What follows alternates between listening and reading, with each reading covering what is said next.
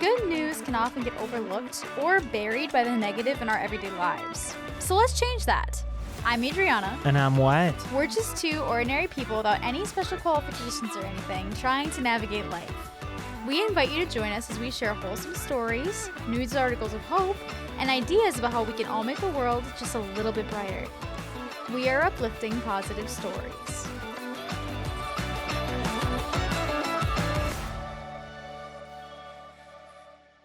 Welcome back to another episode of Uplifting Positive Stories. Thanks for joining us, everybody. Hope everyone's been having a great summer. I know summer's coming nearly to an end here. Kids are crying. Parents are celebrating. Yeah. I just had a conversation with my coworkers who literally said in the call, because his kids are at home while he's trying to work, like, God, school can't come here fast enough. Oh. I'm like, I mean, I'll probably be us at some point, once he gets a little older, more rambunctious, running around, and we got things to do. We'll see. We'll see. Well, for the YouTube listeners and watchers today, you'll see that we have our pups on our lap and on next to me. This is Gimli the Shih Tzu and Legolas the Samoyed. For those who didn't already know, weren't already acquainted. Yes.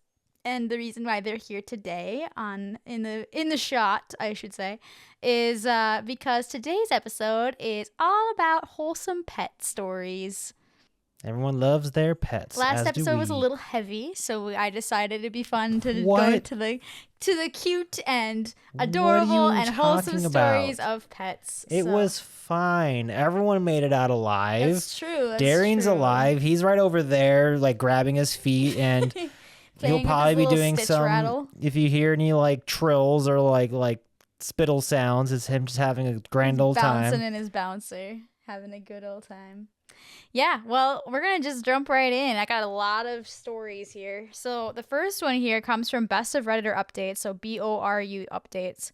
And it is titled, Dog Acting Weird About One Breast. Am I crazy to be worried? Acting weird about one breast. Mm-hmm. What is the context? We'll find out. So here we go. Female, 37, 5'1", 175 pounds, non-smoker, currently taking Mounjaro for about a year. I'm worried about my breast, not because I have any symptoms of an issue at all, but because my usually normal placid dog, Winter, has taken to sniffing, scratching, barking at, and even nipping my right breast. In the 9 years I've had her, she's never behaved this way. This started 3 or 4 weeks ago and has not let up. It has gotten to the point where she can't sit with me or lay on the bed with me because she can't seem to keep herself from doing it. She's behaving totally normal with everyone else and everything else. We took her to the vet, who said she can't find any issues with her, but that her age may be contributing to a change in behavior. The vet did not seem to think I should be worried about my health, but it is worrying me that she won't stop. I've also read about cancer detection dogs and can't help my mind spiraling. I've had no symptoms of an issue, no lumps or tenderness or anything at all in the breast. My question is, would a GP feel like I was wasting their time coming to them with this? I'm in the UK, doctor appointments are in high demand, and I genuinely don't want to take a spot from someone if I'm just being paranoid about this. I also don't know if a doctor would even take me seriously. At the same time, I am concerned. Is this worth seeing someone about? Would I be laughed out of the room? So, a couple comments back. That dog is definitely sensing something. Yeah. Dogs can do crazy things. Amazing things. Yeah. Granted, more so the crazy things I've heard of are like with service dogs that are like trained more specifically. Like there's dogs that are trained to be able to, sense that you're about to have a seizure, like before you have the seizure, because it can smell the chemical imbalance. Which is crazy. That's insane. That's so a trained service dog, though, not just, your run-of-the-mill pet dog. That being said, I'm sure most dogs can still like sense certain things. I don't know. I would take it at least a little bit seriously. Yeah, well, some comments are interesting. So someone named NC Granny said, my German Shepherd started being obsessed with smelling my breath. I went in for routine blood work a few months later, and my thyroid was all screwed up. Once it was straightened out, she no longer wanted to stick her snout down my throat. And then another one said, not a doctor, I'm a nurse. I have breast cancer. Both my dog and my cat got very interested in my chest in the months before I found the lump myself. You're 37, have some metabolic risk with the Mounjaro. I think you could get a mammogram for whatever vague symptom, maybe including your pet's indication. And then someone said, my Australian Shepherd changed in behavior around me, causing me to make the doctor's appointment that led to me finding my lung cancer. He would sniff my breath and start licking my legs and feet. He'd never exhibited that behavior before. Because the tumor was so small, the chemo and the radiation killed it. 6 years and no reoccurrence. Sadly, though, no more foot baths for my Aussie. Yeah, so that's interesting. I wonder what it is about like cancer that they'd be able to detect or smell. They can smell something. Must be. I wonder if it's again like the whole seizures thing, which like they can smell the chemical imbalance. I don't know if it's something like that. I don't know. I haven't heard of that for cancer specifically. Yeah. Well, someone else said, anecdotally, when my daughter was the sickest she'd ever been, our golden retriever slept in the hall outside of our bedroom for nearly a week. The dog typically always slept in our room on her dog bed. It seemed like our daughter just had a minor virus, but it ended up blowing up into an ER visit. The dog knew something way before we did. That was the only time the dog ever broke bedtime routine. Crazy. So 8 days later, she made an update. I just wanted to post an update for anyone who commented on my previous post and was curious to know what happened. Long story short, my dog was behaving very oddly towards my right breast, no actual symptoms of anything wrong, and there's more to it on my original post if you want to see. So I had my breast exam. I paid to have it done rather than wait as I was getting very anxious. It was an ultrasound rather than a mammogram. I'm not entirely sure why. A small, solid mass was detected right side of my right breast, sort of halfway between my nipple and my armpit. I'm not able to feel the mass myself, but the doctor could actually detect it when he physically checked my breasts. I'm pretty shocked there's something there.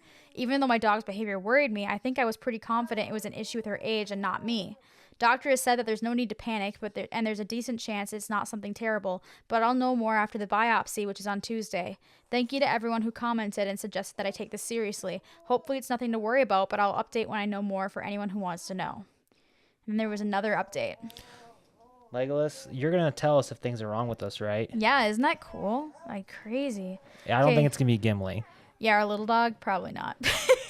he exhibits interesting behavior all the time. I mean, he'll comfort you if you're struggling or having like a rough time. I'll talk about that a little bit later. He's a sweetie. But I think if either of them are gonna like do an early detection, maybe Legolas. Yeah, it's interesting. All right, so update 25 days later. It's titled Cancer Detection Dog. This is my second update. Check my previous post if you're curious, but the short version is my dog was acting weird about my breast. Despite no symptoms, I took it seriously. Ultrasound found a small lump and needed a biopsy. So my results came back and I was diagnosed with invasive ductal carcinoma of the right breast. It is hormone receptor positive and initially staged at 2A. I've just had a lumpectomy, and they took some lymph node samples too. The oncology team are currently designing a treatment plan, but it will likely involve some radiation and then HRT. They'll know more once the mass and lymph node results are back. Apparently, this can change the staging depending on what the results are. Overall, I'm feeling pretty positive. I'm confident I'll get through this, and I'm relieved that I went to the GP rather than ignore it. I was in two minds about it, hence the initial post asking for advice, and I'm so grateful to everyone who advised me to go and get it checked out. I'm still in shock that my dog alerted me to this. You read about stuff like this, and I know dogs are incredible at all sorts, but it's still so crazy to me that my sweet, daft, loving little bug has likely saved my life. She's been so loving and attentive to me since I came home. We've been treating her to a lot of her favorite foods, and we are taking her swimming this week, which is her favorite. I've added a pic of her so everyone can see my little guardian angel. Her name is Winter, and she's a 9-year-old Japanese Akita. Anyways, just wanted to update anyone who is curious. Moral of the story, listen to your dog, listen to your gut, and go get checked out if you're worried. So that was a lot of medical terms in there. That in layman's terms, that's breast cancer, right? Breast cancer, yep. Okay. Yeah. And so she's getting radiation, but I'm guessing they caught it early if it was a small lump. So, like, well, she's also feeling positive about it, so hopefully that's like good prognosis. Yeah, I thought that was really crazy. Man. Yeah. I mean, dogs clearly are so much better than us. Yes, it's true. All right, on to our next story. This one comes from the subreddit Wholesome Stories, and it is titled, My Neighbor's Dog Has a Morning Routine. Here it goes. I believe it. Our dog has a nightly routine. Yeah, almost every dog I feel like has like a routine down. They're like, this is the way. And if it's not this, I am going to lose my mind. All right. I recently moved into a new apartment, and one of the first things I noticed was a golden retriever that lives across the hall. Every morning around the same time, his owner opens the door and takes him out. The dog always sits politely in the doorway first, like he's waiting for permission to start his day. The funny part is what happens after. If anyone else is in the hallway, the dog refuses to leave until he greets them. Not aggressively or jumping around. He slowly walks over and sits in front of you like he's saying, "Good morning, we're now friends." The first time it happened to me, I was half asleep on my way to work, and suddenly there was a golden retriever sitting in front of me staring up with the happiest face imaginable. His owner laughed and said, "Sorry, he has to say hello to everyone." Now it's become part of my routine too.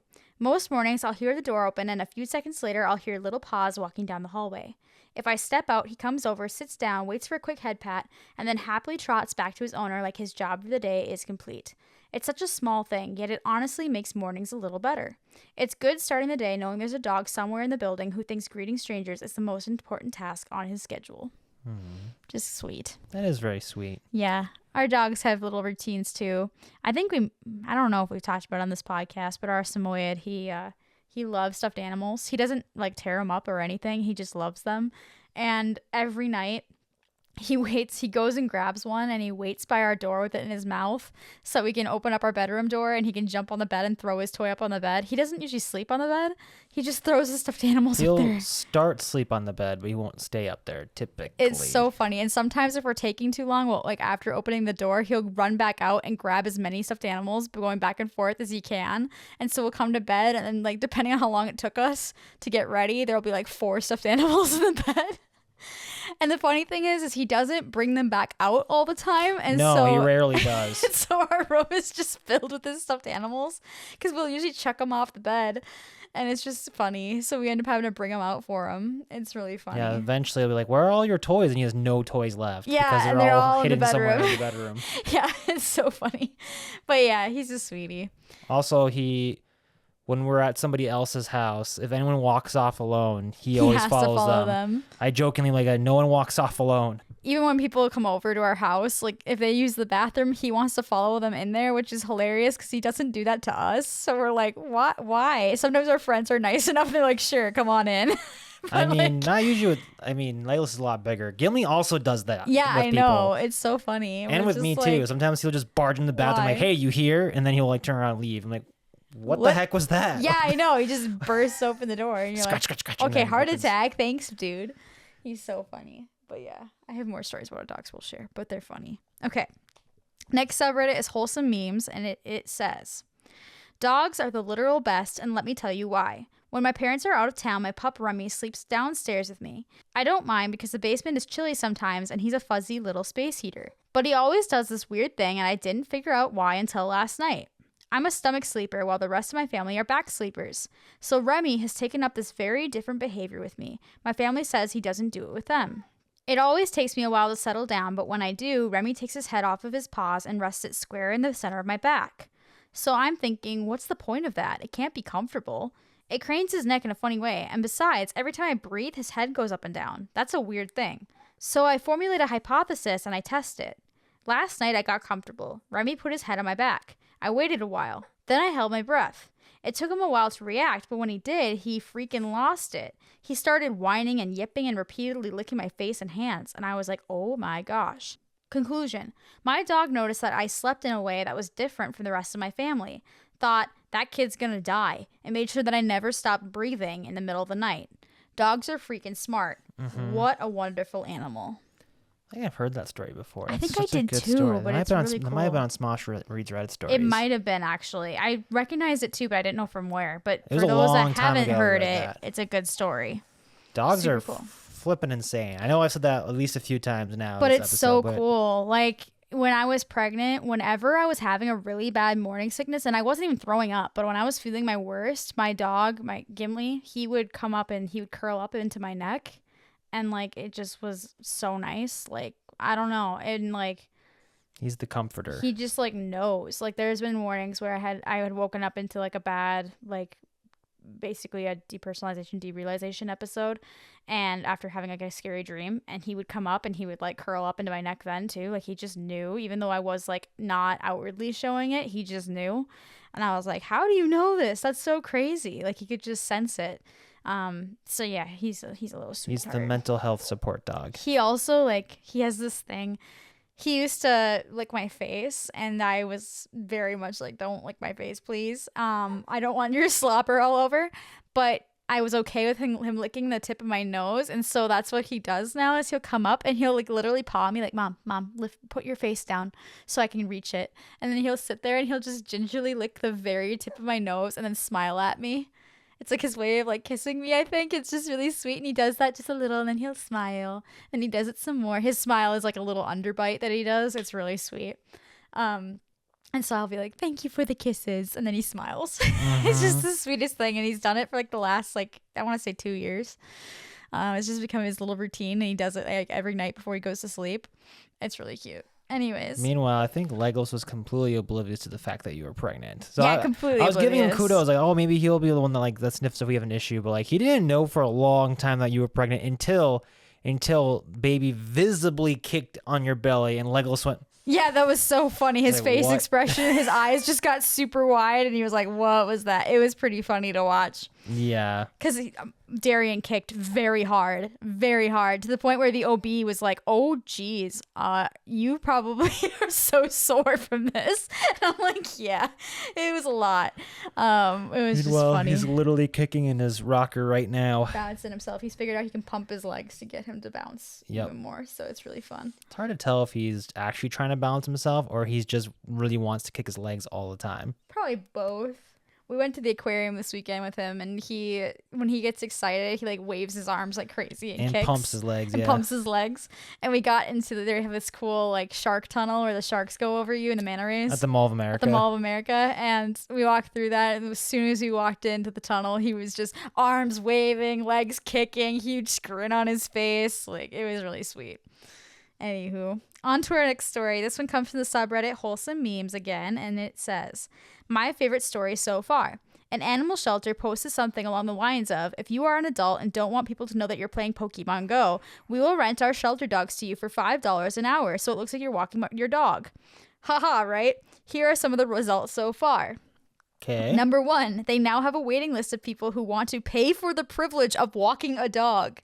Number 2, they have made so much money in rental fees that they have waived adoption fees. Number 3, when the people renting the dogs are out walking, they post pictures of themselves playing the game on Facebook and Instagram.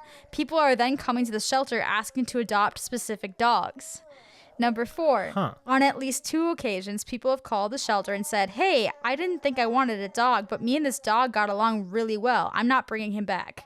Number 5, the shelter currently has no dogs available for rent, and there is a waiting list because all the dogs have been adopted. They are currently bringing dogs in from a different shelter to be rented. Wow. Yeah, I thought that was super cool. When was the story? When was the post? It was a while back. To say, like, is anyone still playing Pokemon Go? I haven't heard about that in a while. This was an old post, though. I just thought it was fun. I mean, that is still fun, and that is cool. Yeah, it was cool. I mean, the funny thing is, it's usually, you pay people to walk your dog. That's like the thing is like they have dog walkers, and instead they're paying for the privilege of walking a dog. I thought that was funny and cool. It's awesome they got to waive the adoption fees, too. And like they said, it's good advertising for the pups because they're posting pictures of them walking a dog and people are like, oh my gosh, that dog's so cute. I want that dog, On to our next story, which is from the subreddit Spread Smile. And this is what it says.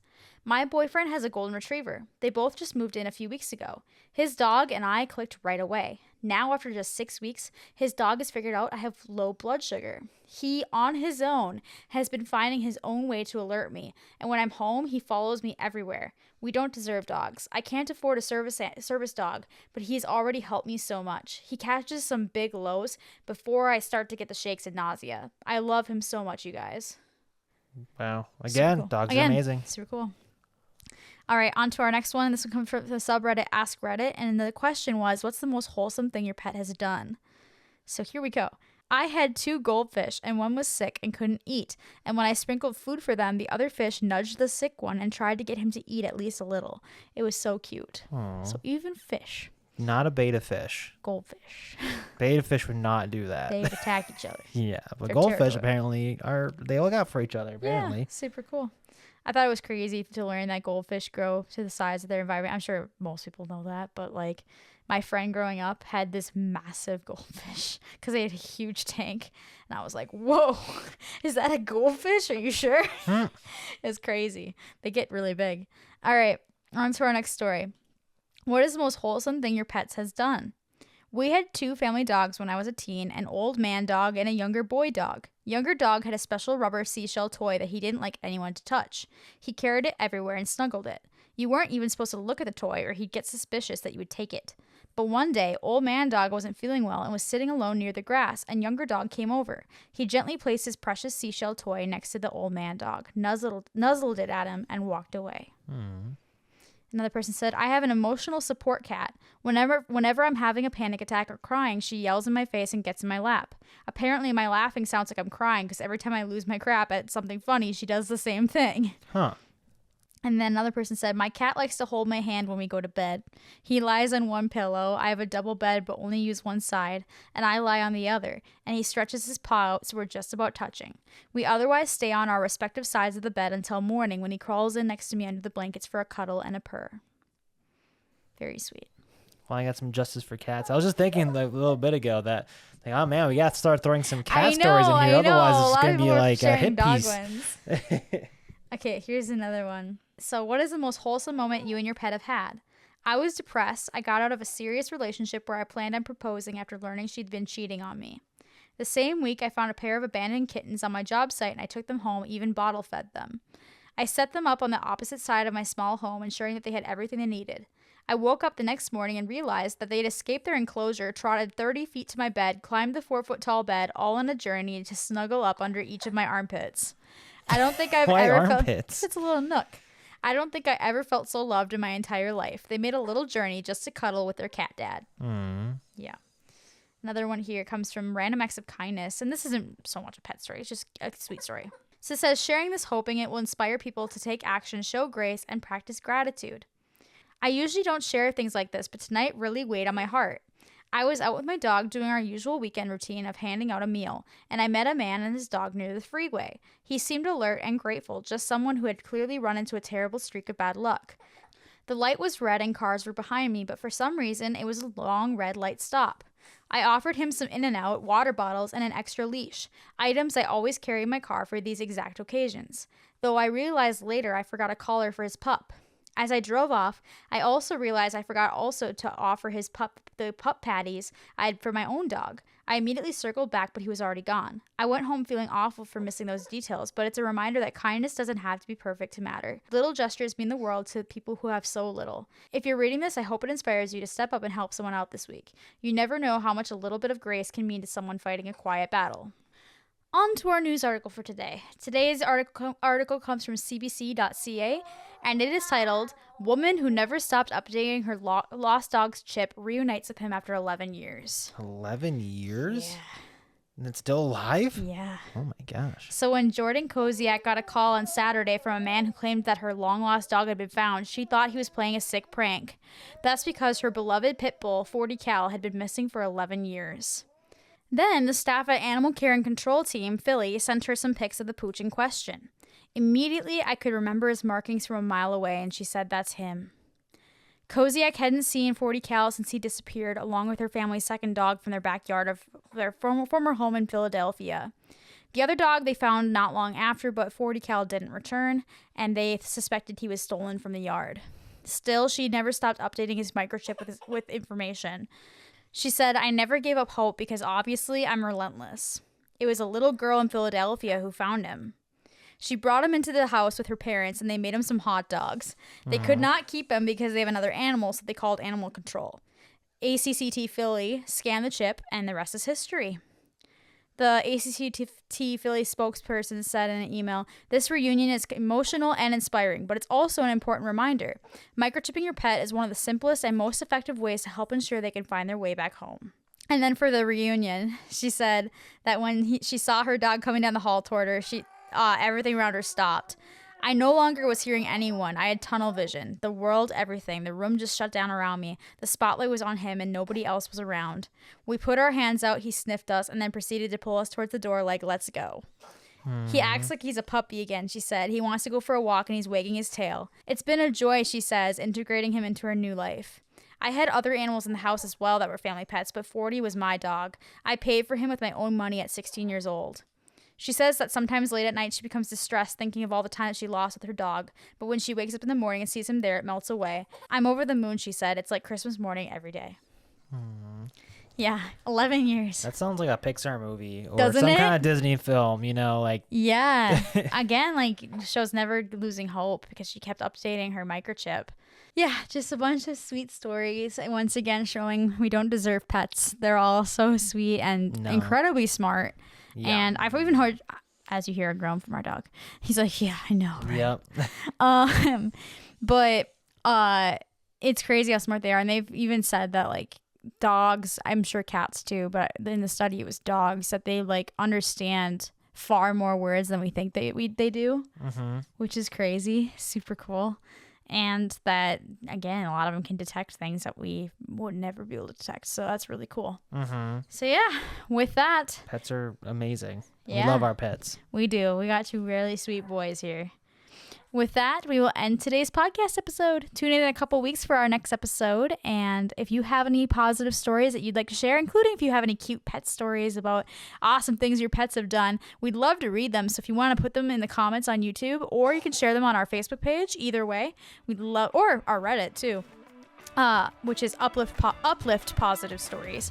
If you want to share them there, we'd love to read them. And yeah. And if you're watching on YouTube, make sure you hit that like and subscribe button. Yeah, we'd love that. Thanks so much for listening, and we hope you have a wonderful rest of your week. And stay positive.